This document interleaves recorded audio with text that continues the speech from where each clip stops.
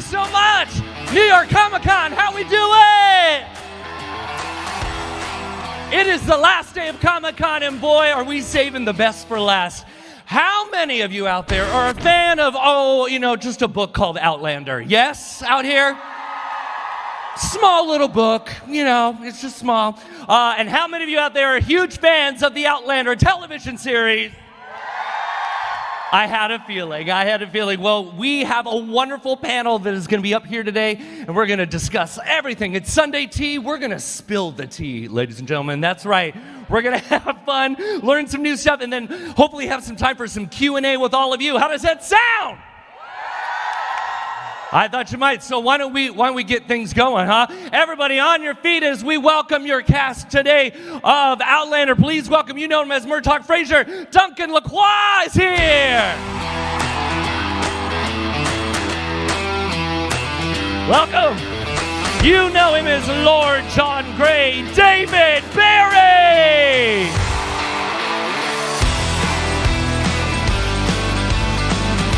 Good to have you here. And of course, we can't have an Outlander conversation without this gentleman. You know him as Jamie Fraser. It's Sam Heughan!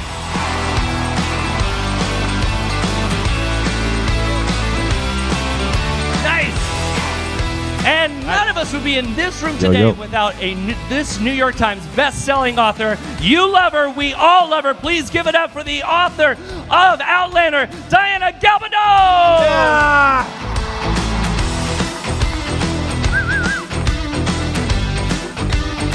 Look at you. Wow. This became New York Fashion Week right now. Look at that. That's beautiful. Very beautiful. It looks like something out of Rings of Power, actually. Doesn't it? Yeah. Doesn't it? Well, four of you, thank you so much for being here this morning. I know you're all appreciative of it, right? Thank you. Yeah. My goodness. Just being able to speak with you folks behind the scenes, before we went on here. Your lives have changed because of Outlander, and I know you have spoken many times together about this series, but there's got to be something about New York City, coming here to New York Comic Con. What is it like to come to events like this and just feel the energy from the audience? First thing on a Sunday morning, it's invigorating. I needed it. Thank you. Yes. Woo. It's such a great city, isn't it? And I mean, this is incredible. I can't even see the back row here, but yeah, we love coming here in New York. And yesterday was. What's up, New York? What's happening? Yeah. Wonderful. How about you, David? How are you feeling? I just did the emoji, just like. That's the. Yes. No words, just acting with the emoji there. Yeah. Well, after 6 incredible seasons of Outlander, how many of you have been watching from the beginning out here? Yeah? Oh, yeah. It's just an incredible series. And Diana, I wanted to start with you. When you stumbled upon writing this series, and now we're 9 books in and a 10th on the way, was what I'm understanding. You're working on, right? What is it like to create a universe, a phenomenon that has just taken the world by storm? Well, it's good. Yeah, definitely good. Yeah. It's kind of like boiling a frog. It's very, very gradual. Yes. Yeah, but here we are, and the temperature is about 120. So, yeah, it's good. Oh, absolutely. Gents, what do you think has captivated the world about it? What is it about Outlander and the story that you think is really reaching to everyone? Wow. I mean, I think obviously Diana's story is fantastic, but there's all this sort of, obviously the historical content for me is really interesting, and in the show right now, we've obviously gone from Scotland, we've gone to Versailles, but we're in America, right? And we're recounting and retelling the story of the American Revolution, which I think is incredible. Not many TV shows have this sort of scope and vast sort of reach over such a long time period. So, yeah, definitely the historical side for me is really interesting. Yeah.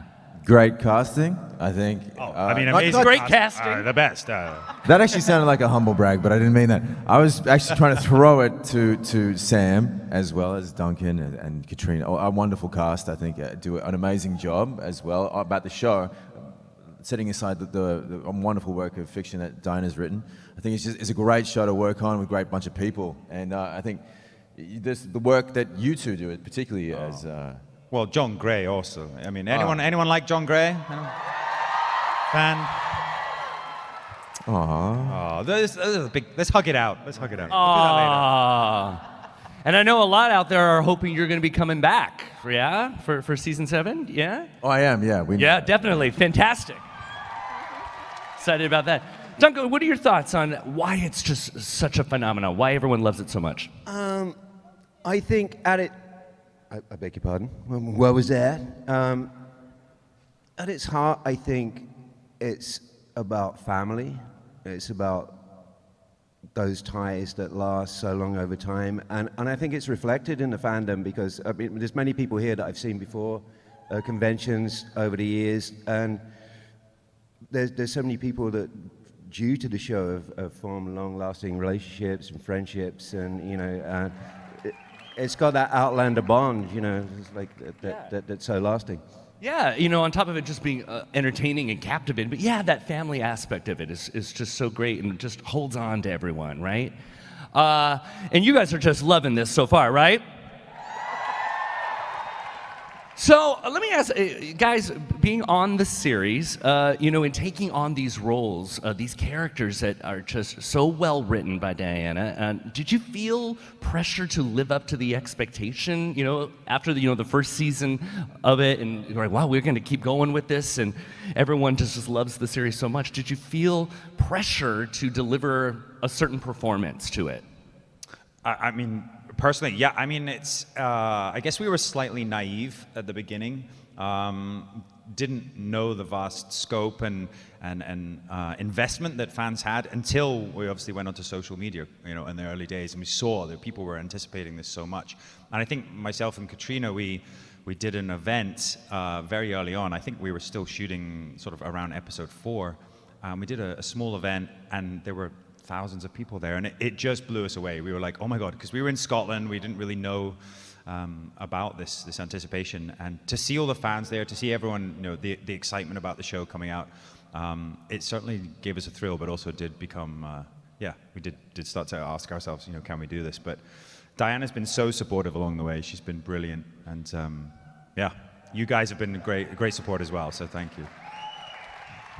Yeah, it's a lot of pressure coming into something that is so well loved, and also that I came into it later. These two OGs from season 1, and that you've done a lot of the hard lifting, and you know, come to a show that had such an amazing fan base already that had built up from the books and of course the show. I definitely felt a pressure to you know, step into that. Sure. And we have new cast now. You know, we've got Charles, we've got all these new people coming in. Yeah! Big round of applause to those guys. Like, it must be hard to just come in and then, you know, like establish themselves. But they're all doing an incredible job. Yeah. Yeah, as for the fans, I don't know if you remember this far back, but the first time I met you and Katrina, we had lunch, and I was telling you about the fans. And what I said was, I have never had a bad fan experience. The fans are wonderful. They're intelligent and kind and very open, and they'll love you. I said, bear in mind, though, that I think the reason for this is that people with real mental derangements don't have the attention span to read one of the books. Television's a different thing, but luckily we have found still. Diana, what's it been like for you to, you know, not every writer gets to see their work be produced and appear on screen. What was it like to see it, you know, physically, you know, up on screen? Did it surprise you? Did it awaken more thoughts of how to create or continue the series? Well, no. Yeah. Gotcha. Bear in mind, I had been writing the books for 20-odd years before they started making. Oh, of course. But as you continue to keep writing, be inspired by it. Yeah. No, the first time I saw it, I was quite shocked. You know, in a good way. I was going, oh. They actually got it right. You know, most of it. Yeah. Most of it. Sorry, Duncan. It's okay. Yeah, as soon as she saw Murta, she was physically ill. Did you find the process of shooting, was it like a surprise to you? Like, I guess I remember you coming on set, Yeah. and I think you said something along the lines of, shooting is bad for your health, like, which I think it probably is. True. Just the hours Totally you do. is. and- Yeah. Yeah. Well, I remember you telling me that it's intense and relentless, and you are dead right. It's like 14 hours a day, 6.5 days a week, something Yeah. like that. And you do it for months and months and months. I come usually only for a couple of weeks or at most, and it's an adventure for me. For you guys, it's a job. Yeah. But you also wrote. Sorry, I'm taking over your job here. I mean, Yeah. Oh, yeah. But you go ahead. but you also wrote some episodes, and I did, how was yeah. that writing for screen as opposed to writing the book? Yeah. Well, now writing episodes scripts is actually dead easy compared to writing a book because you guys are doing all the work. Really, all I have to do is provide dialogue and little short bridges, and you take it from there. And even then, you mess with the dialogue, but that's good. Yeah, sorry about that. Yeah. Absolutely. I'm sure a lot of the fans out here, as much as they love you, they want to hear those behind the scenes stories. And I'm sure, yeah, woo! Oh yeah. Yeah. And they appreciate your dedication to the series. And I bet filming and coming back during the pandemic provided its own set of challenges. Anything from the most recent season that was memorable or humorous that maybe the fans haven't heard about? A blooper, something fun during the series that really stands out to you? My God, that's really difficult. I would say season 6 personally was one of the hardest seasons to shoot, and it was also a small season. But I think it was a sort of cumulative effect of obviously shooting through winter in Scotland, which we always talk about the weather or whatever, but it was really tough. And then I think also the subject material. I mean, the Christies. I mean, oh my God, that family. Oh boy. They're hard work, right? Yeah. And then We need to take a moment about this. let's take a moment and Take a actually moment. celebrate them. Those guys are amazing, aren't they? I mean, what a Mark. I mean, they're fantastic as a family. But geez, I wouldn't invite them around for dinner. But then I guess also the COVID protocols, it just made everything slower and more difficult. But also I think despite being a smaller season, I think it's one of the most interesting ones. It's compact, it's intense. So I actually really enjoyed it, but it was very, very difficult. I can't think of a funny thing that happened because not many laughs come when you're working with the Christies. I think the first time I saw more than 2 people in several months was on an Outlander set. So I flew from Australia to the UK, and that was crazy actually. But one of the first days was that day that we had that big crowd scene in. I meet Lord John Grey meets Claire, and I was about to call you Sam, but your name is Jamie. Correct. Remember that? And there was so many people in that one room, all those extras. I think it was a huge extras day. What scene was it? Flora McDonald. Oh, yes. Right. Yeah, and that we went a bit crazy, a bit loopy that day, didn't we? We did. Yeah, as you do on big crowd days. But that was the most people I'd ever seen too, so I was going extra loopy because I hadn't seen so many people in so long. We'd been in kind of isolation and lockdown, and you guys had opened up and filming. That was a trip. I remember in the back of the scene there was a string quartet. Oh yeah. So violin and a cello, and of course they didn't play all day. They're pretending to play all day, and I just kept looking over at them, and they were just doing this. I'm like, that's what they've got to do all day, and I was really impressed. I thought they were really good. And the supporting artists who aren't having conversations but pretend to be having conversations all Yes. day. Yeah. And It's an art form, isn't it? it's an art form. Yeah. Yeah. Well, my perspective is a little different because I do get to see all the filming because they send me the dailies, all the filming that they've shot every day. And that's absolutely fascinating. But sometimes it's like 47 takes of the same scene, so I will admit to skipping a little bit. But, I kind of judge how things are going by the number of times either Sam or Katrina says fuck. Who Had a few hard days lately. who says it more, myself or Katrina? Her, yes. Yeah, you're right. I would have said that. Yeah. Duncan, can take it over here to you. You know, your character has not been with the series in a little while here. Are you still captivated as the story is continuing? Crossing your fingers in some way, shape, or form, you can come back? No, I mean, we're time traveling here, so anything's possible. I think I was very fortunate to linger around as long as I did. You know, as you know, I should have took the bullet in Culloden, and it's good that the story continues. I think that's, you know, the effectiveness in dramas like this, as we say, is about family, and family is about loss as well. So, you know, it's like that's part of the magic of the storytelling, that he's gone. I don't think Murder will be adding any more to the story at this stage. You could write some murder fanfic. Yeah. Oh, some fan fiction? Yeah. I don't know what he gets up to, but we could come up with something eventually. We could get Murder going forward in time and becoming a biker, I think, is I like it. Sons of Anarchy with Murder in his leather jacket. She's listening. She's listening down there. I'd watch that. Well, I promise. That's a show about family as well. Yeah, I promise nothing, but if we should get a season 8, I'll see what I can do about Murtaugh's ghost. You heard it here. On a motorbike. Thank you. On a motorbike. You know, just touching on the whole theme of family, which I just love. Aren't you getting the sense just from them on stage here that you guys are a family yourselves making this series? Apart from Graham McTavish. Well, of course. Yeah. I mean, on set, it's just got to be great. You guys must be really tight and together, and that's so important in making a series like that, yeah? Yeah, I think we were very fortunate. I think Sam touched on it earlier, that we didn't really know what we were getting into, you know, when we cast into this huge beast of a thing, kind of until the first huge read-through we had, which was it was this ridiculous read-through. I think they rented out some Scottish castle in Glasgow. All the brass from Stars and Sony turned up, and we, okay, you know, the pressure's on, but it's real.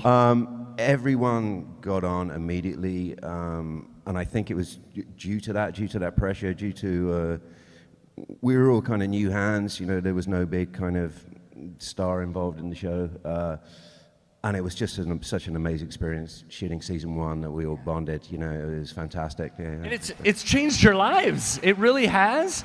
And we have Diana to thank for it all over here. We really do. Yeah. Well, you know, we have such incredible fans out here. I thought, since this is Sunday morning and we're having a nice casual conversation, you guys up for some Q&A with the fans out there? How does that sound? Cool. All right, so here's how we're going to do. We have 2 microphones out here, and if you would like to come ask a question, we say slowly, calmly. Yes, we're going to bump the lights up here. Yeah, and we're going to go back and forth, and we have about 35 minutes left here, so we'll try to get through as many as we can. And we're just going to enjoy this morning together. Sound good? Yeah.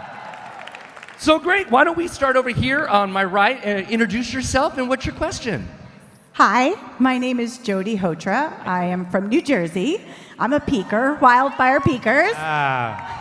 So my question is there a show that you watch that you are so passionate about, like we are with Outlander? I would say, we were just talking about yesterday, and I just started watching 1883.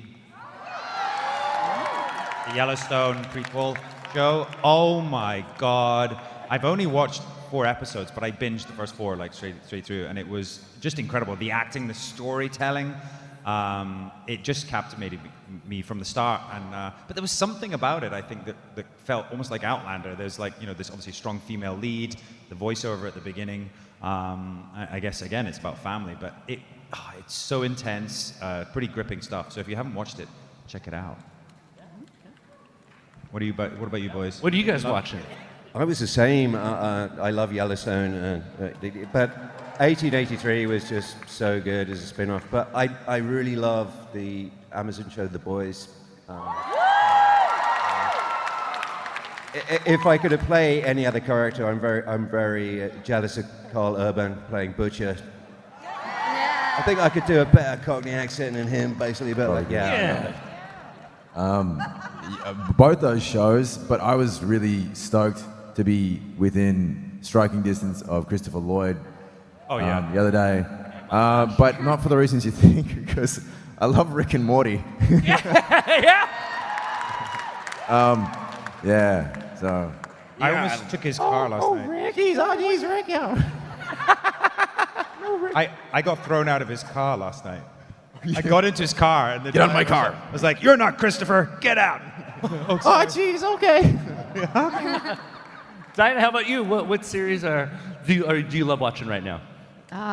Well, you know, in my life, it's a choice. I can write books, I can watch Outlander dailies, or I can watch television, you know, so guess which two I do. I love it. I love it. Yeah. Well, thank you so much for your question. Let's head over here. Hi, what's your name? Hi, I'm Sonia from New York City. Good Great. to see you again, Sam. I met you at a Bar Bar event like 2018. I remember it. I wore a tartan scarf in red, and I tried to say, "How are you?" in Gaelic, and you had to tell me how to do it. Kimara Hashif. Yes. Wow. I'm not going to attempt it right now.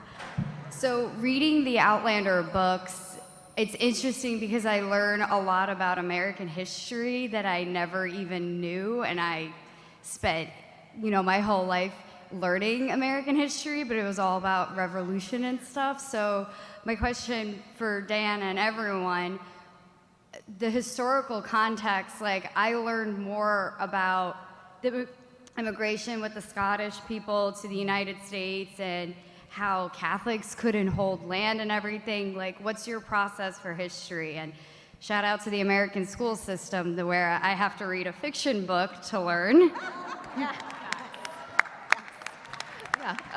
Well, I chose historical fiction. I wrote Outlander for practice to learn how to write a book, and luckily it worked. But I was thinking, what's the easiest kind of book I could write? Because it is practice, no one's going to read it. And so I said, well, for me, the easiest thing to write would be historical fiction. I was a research professor. I used to be a biologist in my previous life, but I did have access to the university library, so that I know how to look things up. How hard could it be? So that's my process. I go and look things up. Well, what a great compliment that, it's entertaining, you love it, but you're also learning from it as well. I mean, that's fantastic. I think I learned that it's less black and white. Even going back to, like, say, for instance, Culloden, I think in the UK, we thought it was, the British versus the Scots. And then when you actually look at it and find out more, you realize, there were Scots on both sides. And I think the same goes for, the American Revolution. The families were torn apart. You even see Jamie Fraser, he's obviously has prior knowledge, but he's literally jumping from side to side. He knows who's going to win, but I guess at the time, it really tore the country apart, but also obviously created this America that we live in now. It's Absolutely. super interesting. Yeah, thank you so much for your question. Hi, what's your name? Hi, good morning. Julie from Jersey, also a peaker. Thanks, Sam. Yeah. Fantastic. Yours? So this is for all of you guys. Diana, I'm in the middle of book 8. Went down the Outlander rabbit hole over the past 2 years.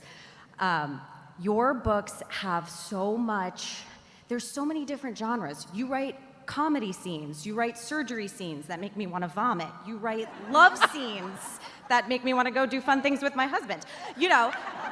There's battle scenes, there's arguments, there's so many different types of scenes, which makes the book so rich. So what's your favorite scene to write? And for the cast, what's your favorite kind of scene to play? Wow. Great question. Good question, yeah. Well, it kind of depends. I mean, by favorite, if you mean the most emotionally engaging, those are not always the funny scenes, nor the love scenes and so forth. But I enjoy them. It's, what you might call a technical challenge, as well as an emotional challenge. Because when you do emotion, the trick to doing that is not to do emotion. You show what happens and you stay back out of the way, and that's very hard to do. When you're writing, you just let the events speak for themselves, but they need to speak loud and clear. So that's the most challenging thing to do. Some of the conversations between Jamie and Claire, though, are probably my favorites, because once they start, they just take off. I think you absolutely said it there as well. I think Diana's books are so full of comedy and pathos and all these sort of things and tragedy and I think playing it, that's what's so fun as an actor. I mean, you get these. I always feel like Outlander's done these great scenes that are very dramatic, quite quite theatrical, big scenes that come direct from Diana's books. And they play out so well. I mean, we just had one recently, and I can't tell you what it was, but it felt like, even the scene by the river, you're tearing my guts out, that one from season 1. Like, these scenes just stand alone, I think, and they feel very theatrical, but they're so fun to play as an actor because you get so much material to play with. Yeah. It's early. You're still thinking Rick and Morty, aren't you? Yeah. Yeah, I'm in another dimension right now. No, I'm trying to figure out a way to answer this, but it is like, I think Lord John is essentially like a very comedic character, but he has you said a word, pathos. Something about Diana's writing, I'm drawing upon that as well, just hearing it all now. That's where I was at. It's just removing yourself from the emotion, and he has a certain dryness to him, and that, I don't know, but there's a unity in the tonality of the show. Like, it has this heart to it with all these big dramatic things going on, like with the comedy, the romance, the battles. There is this really strong core, and I don't know what it is, and that's why I can't really answer it. But that's what's tantalizing to play. You're playing something human, and I think that's what she's created, is something that you can't put your finger on, but it's very human. And that experience of just like all those things, and getting it in its totality is thrilling to play, because it's not one note, it's not nothing. Yeah, I don't know if I could say I have a favorite, but like my natural tendency is towards comedy anyway. So I kind of liked what was going on between me and young Fergus in season 2. Like young Roman Baru when he was in it. It just seemed like a lovely little comedy duo that we had going on. So I got a big kick out of that. Yeah. That's the thing, like, you're a great comedian. I think, but you're a great comedian as well. Like, I agree with that. And I watch some of your scenes and I'm like, you would like, amazing, like, comedy actor. Mate, thanks, dude. Welcome. No, but I think you're right. I think there is. I mean, you're not bad. There is. There's so much comedy in all the characters, and I never. So much comedy. Apart from John Gray, obviously. Great question. Thanks so much. Hi, what's your name? Hi, I'm Jen from New Jersey. I would like to know, which character do you guys, each of you, think that you would get along best with in real life? It could be your character or another character. Like, which one would you want to bring to a party with you? Oh, that's good. Yeah.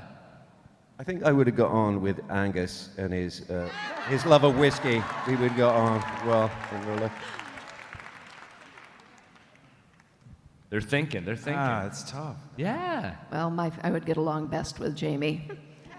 Yeah. I think a lot of us would. I've been living with him for 50 years, and we still get along all right. God. What about you? I'm still thinking, still in that dimension, still thinking. Oh. I don't think I would get on. I don't think Jamie would like me. He wouldn't like you. He wouldn't like me. He would have no time for you. Stupid actor. I don't know. That's a good question. Kind of, maybe Roger would be kind of fun at a party, right? I mean, he's kind of maybe. Yeah. Could be. He'd and play some right- music. He'd be Yeah, fun. he'd probably bore you with some facts, but History. yeah. I want to say Murta because he's sitting next to me. Why not? Yeah, everyone loves Murta. You can't go wrong with that. That's a strong choice. Yeah. There you go. Thanks so you. much for your question. Hi, what's your name? Hi, I'm Lorianne from Philly. Hi, great. This question's for Sam. So I noticed that Jamie does a lot of crying scenes. Crying scenes? Crying scenes. Yeah, you do cry quite a bit. Cry, baby. All right. It's just so good. Yeah.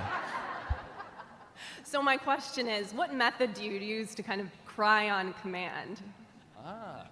I would say he's very stoic, so I'm not sure he does. I mean, I don't think he's a crier, as in that I don't think he openly kind of weeps, but I think he always holds things back. He's strong, and I think, but that's what's really fun to play, right? I mean, it's much more interesting to play someone not wanting to cry, but I don't ever try and go out of my way to squeeze one out, so to speak. Yeah. Lots of onions. Yeah. If you try too hard, Just squeeze one out is could be, what you're going to walk away this well, conversation with. Yeah. That's my method. Yeah, just try squeeze it out. What is he doing? He's squeezing. But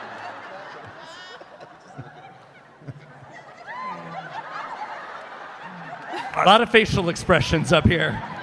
I'm going to try that. I'll try that. So when that tear does roll down, you don't. How do you make that happen? I don't know. CGI. It's all fake. It's all fake. I creep up and pinch him really hard. Cry now. Try now, Sam. Now, Sam. I don't know. It's a funny one because sometimes if you read a scene and it says, for instance, Jamie cries, it's these stage directions are kind of slightly unhelpful because I always feel like you don't know what the character's feeling, how the character's going to react. So it's not about going for the end product. It's just as we probably said earlier, sort of leaning into the emotion, leading into the character, and then whatever comes out of that will, I guess, move you, hopefully. But yeah, it is a tough one. What about you guys? I mean, So that's the school of Sam Heughan, how to cry. how to cry? Just see what happens. You want to know how I cry? Yeah. I just think of you. We all want to know. Do you cry a lot? Do you cry alone? I practice a lot, just thinking of you. I think Sam actually said, I agree with that technique. You don't try to cry, it happens. And if you try to cry, it won't happen. And if it does happen, you're like, and you get that single tear, and then quietly inside you're like punching the air, like, yes! But it's also difficult because, you do the scene so many times, so you also don't want to peak too early. And that will happen. True. It's true. Full of euphemisms this morning. Yeah. Pitch it out and pick too early. Yeah. You want to Squeeze go it to out. the end. Squeeze it out. Yeah. Squeeze it out. Certainly don't want to finish early. That would be terrible. Yeah. You don't want to finish early, yeah. Thank you so much. Thank you so much. Moving swiftly on. Let's Hi. take it on over here. Hi, what's your name? Hi, my name's Mara. I'm also from across the river in Jersey. Great to have you here. Last year, Diana, you talked a lot about trauma, and I see a lot of themes running through the show and, of course, the books up until and including the daily lines that you published. Thank you for those. But a theme that I've noticed since the beginning that's very relevant to who we have on the stage is unrequited love. So Lord John, his entire character is about unrequited love. So I'd like to hear a little bit about how that has informed his character. And Duncan, I would love to know how it informed the later part of Myrta's character. And Diana, I'd love to know how you chose it as a theme that runs throughout your books. Thank you. Well, the essence of a good story is conflict, and conflict results from a character in a situation that is affecting him or her adversely, usually, occasionally positively, but not that often. And requited love is it's great when it happens, but there need to be a lot of roadblocks in the way, or it doesn't work very well. You just meet and kiss, and that's it. This is not a story. You don't have any conflict. So, what kind of conflict do you have if it's a love story? Well, you have circumstance separating the lovers, as in one of them being on one side of a 200-year gap and the other on the other, as in one of the parties being married to somebody else, and the other party being married to somebody else. Okay, that kind of exhausts that. Well, what do we have left? Well, we have Lord John, who is a very nice guy, but, obviously in love with Jamie, which is a problem. He already has too many people in love with him. No room for more. But as it is, people say, well, how did you decide to make Lord John gay? I didn't. He just showed up that way. I mean, really, he did. Yeah. And that being so, well, then I began looking at homosexuality in the 18th century, which was a really bad situation. It was a capital crime. If they caught you at it, you would be hanged. And or if not that, banished from the country, and in any case, your entire family would be ruined, because back in the day, they thought that kind of behavior was A, hereditary, and B, catching. So if you had a homosexual person in your family, nobody else would have anything to do with you. No one would have patronized your business. They wouldn't let their daughters marry your other sons, because who knew, they might be. So, this is very dangerous. And so Lord John lives with that kind of danger, with the consciousness of it all the time, which makes him both a very strong character, but also one who is subject to constant conflict. In other words, anything he does is interesting.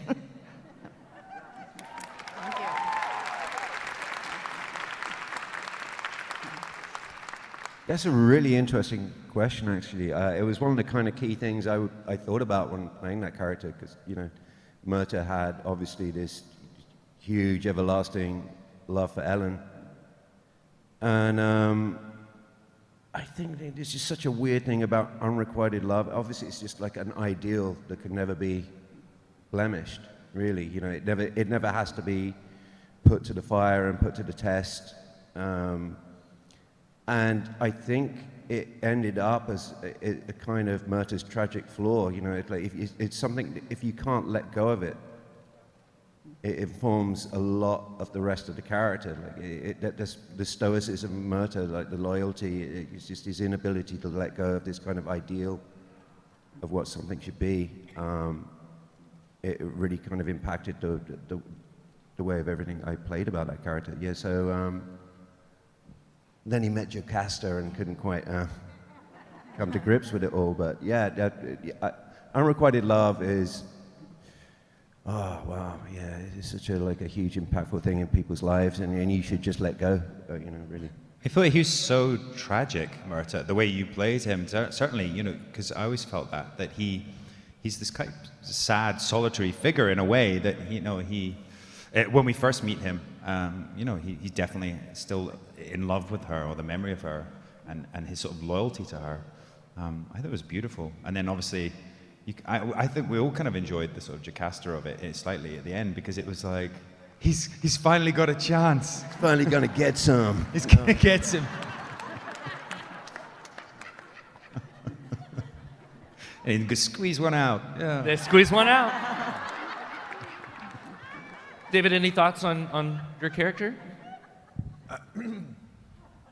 Yes. No, I think playing him, I think Dana did a great job saying everything that needed to be said, but in the playing of him, it's helped me understand love in new ways. Love is a very complex emotion, and it's the one that we're all fascinated by, and what I think draws us to the show, and its various iterations in the show and formulations with Claire and Jamie, Roger and Bree, or John. I mean, there's a love story happening with everyone, and a lot of drama. It's all about love. A lot of human drama is always about love, and I think what's special for Lord John is it gives him just this kind of inner life, and his and tragedy to him, which is it's really compelling to play. I love it. I love it.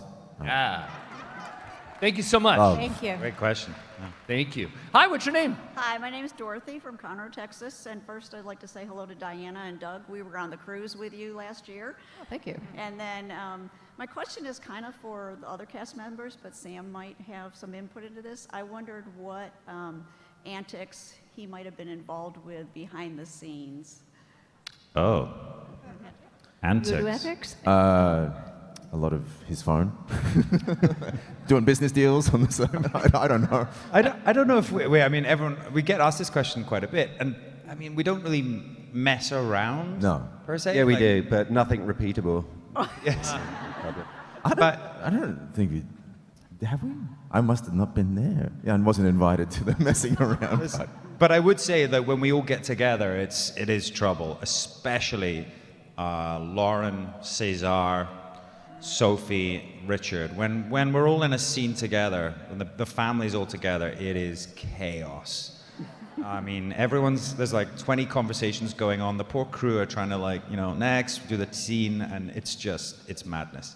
So I think those are probably the most wild times we have. They're just, that bunch, it's hard to corral them into one to doing their job.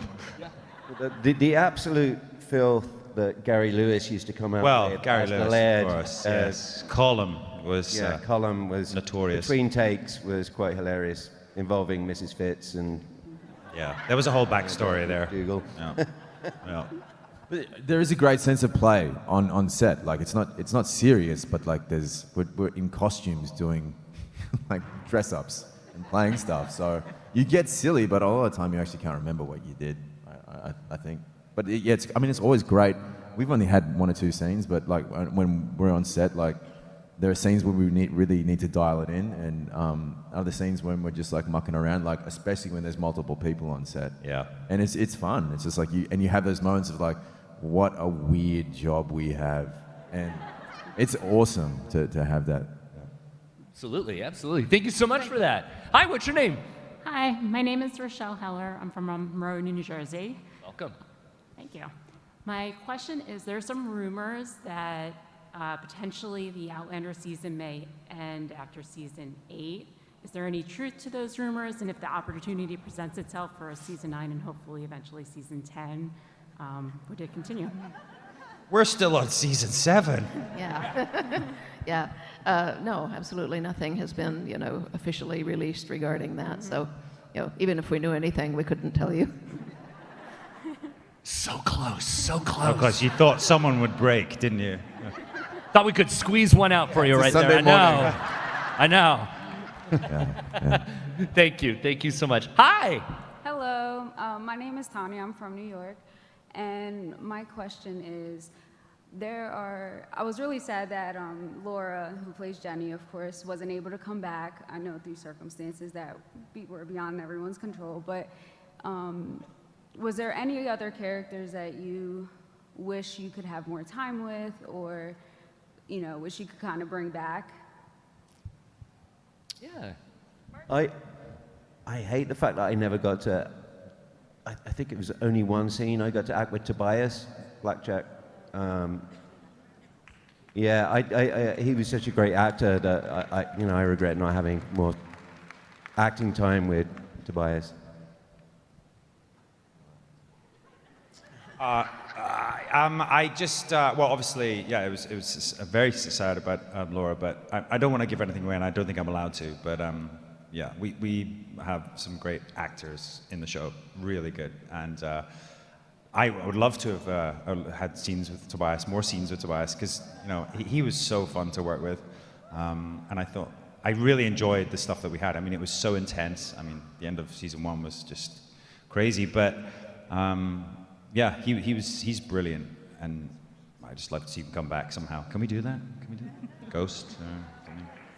The power is right to your left, right over there. So you never know. Thank you so much.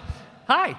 Hi, my name is Brenda Maley, and I'm from Massachusetts, and I live very close to the official start of the American Revolution, Concord and Lexington. Yes. So I've been looking forward to the American Revolution scenes. But anyway, I got this question. Oh, and I also want to just say, I discovered Outlander in 2020 during the shutdown and the pandemic, and it absolutely got me through the pandemic. And I think I speak for a lot of people.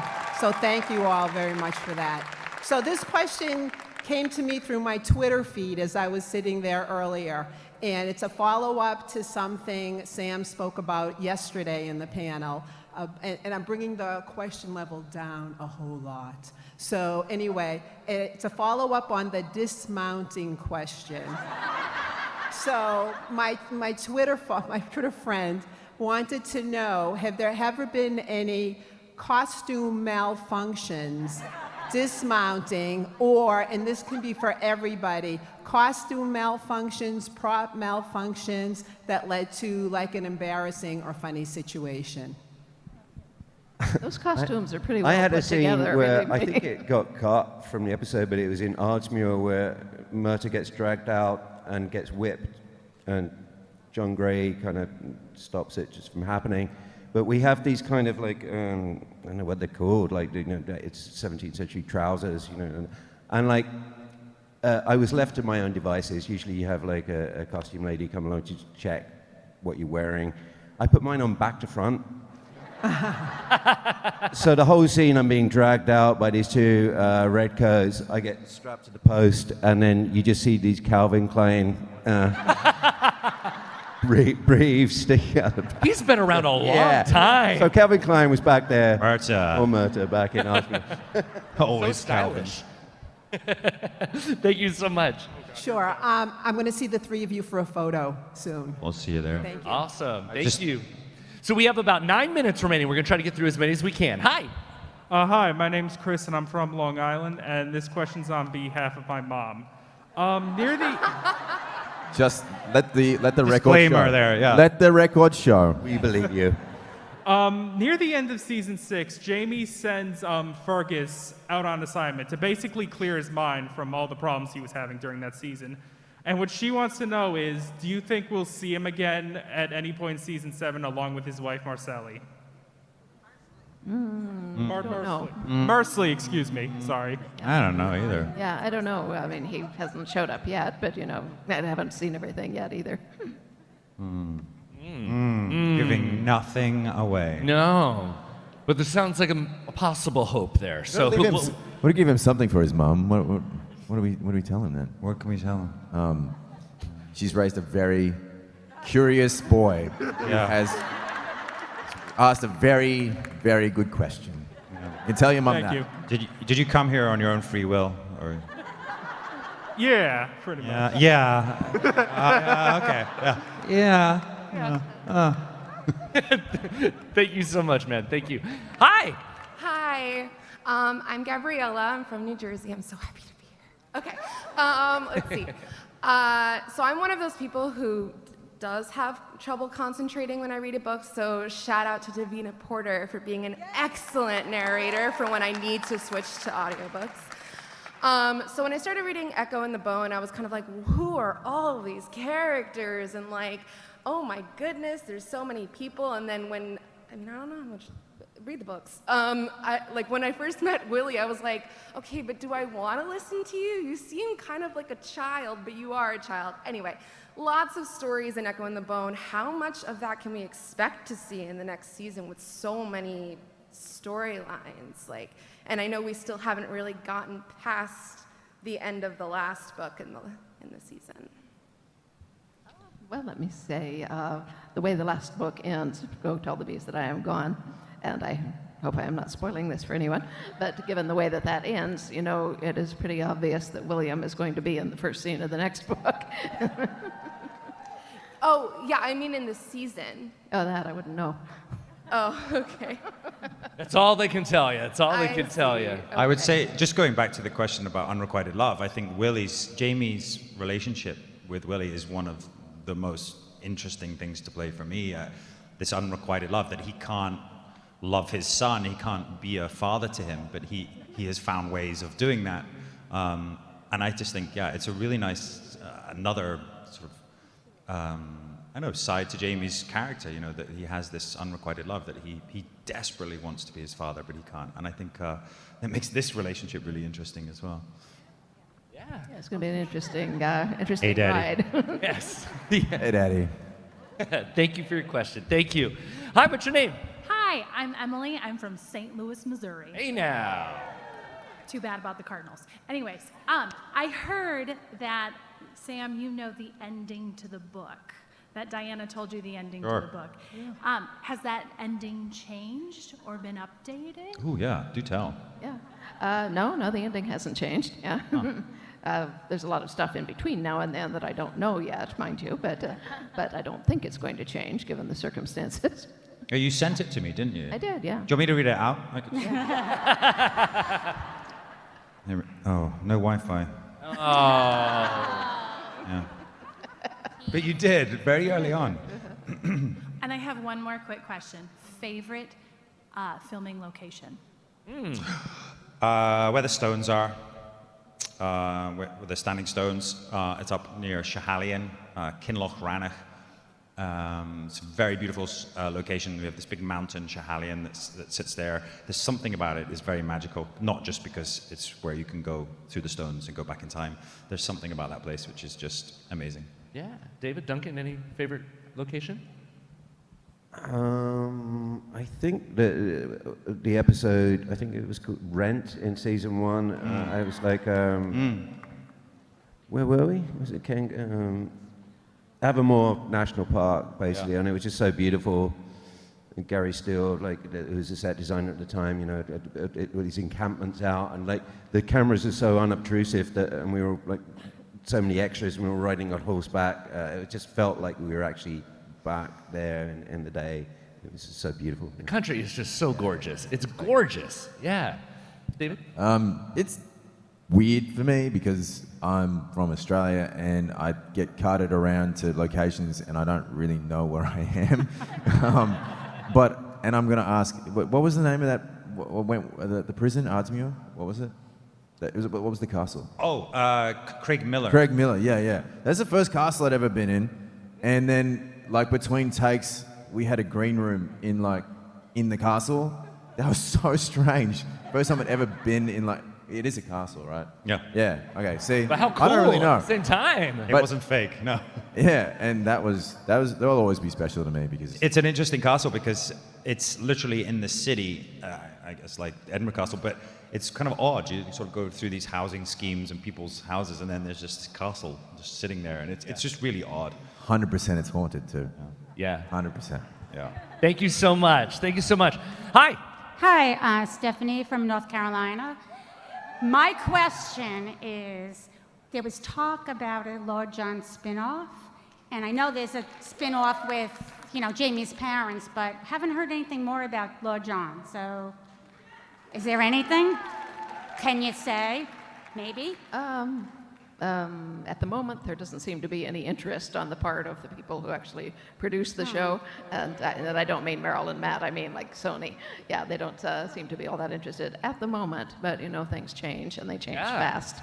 Putting it out there, putting it out there. I have one more question for Sam. I'm seeing Graham in 2 weeks. Oh dear, I'm sorry. Yes. Oh, no.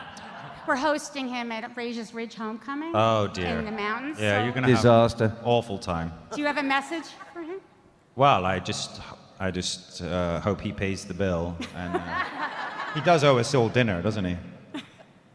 Do not take him out to a restaurant. You'll be left with a very heavy bill to pay. I spent Valentine's Day with him, last Valentine's Day. We had a very romantic meal together.